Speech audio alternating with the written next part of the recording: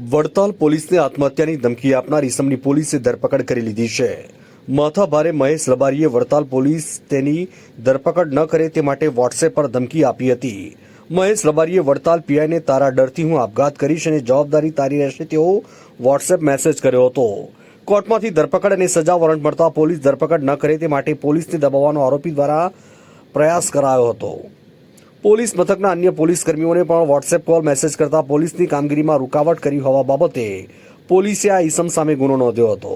પોલીસે બીએનએક્સ 226 હેઠળ ગુનો નોંધી કાયદેસરની કાર્યવાહી હાથ ધરી હતી અને આખરે આ મહેશ રબારીની હવે ધરપકડ કરી લેવામાં આવી છે. મહત્વની વાત એ છે કે મહેશ રબારી લોકોને નોકરી અપાવવાના બહાને રૂપિયા લઈ કરતો હતો છેતરપિંડી. રૂપિયા આપનાર વ્યક્તિઓ રૂપિયા પાછા માંગે તો આ મહેશ રબારી આપતો હતો ચેક, અને ચેક રિટર્ન થતા રૂપિયા આપનાર લોકોએ મહેશ રબારી વિરુદ્ધ 138 મુજબ કોર્ટમાં કરી છે ફરિયાદો,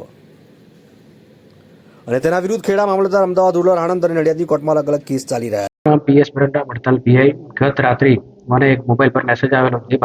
મેસેજ બાબતે ખરાઈ કરતા મેસેજમાં એવું હતું કે હું તમારા ડરથી આત્મહત્યા કરું છું. એમાં નામ લખેલું હતું મહેશ રબારી. જે બાબતે એસડીઆર તેમજ વિગત કાઢતા મહેશ રબારીનો નંબર હોય, જે બાબતે તાત્કાલિક એક્શન લઈ ફરિયાદ દાખલ કરી અને તાત્કાલિક ટીમો બનાવી અલગ અલગ દિશાઓમાં દોડાવેલ અને આજ રોજ એને અલગ અલગ ટીમો બનાવી ટેકનિકલ સર્વેલન્સ અને હ્યુમન ઇન્ટેલિજન્સથી એને પકડી પાડવામાં આવેલ છે અને આગળની કાર્યવાહી ચાલુ છે.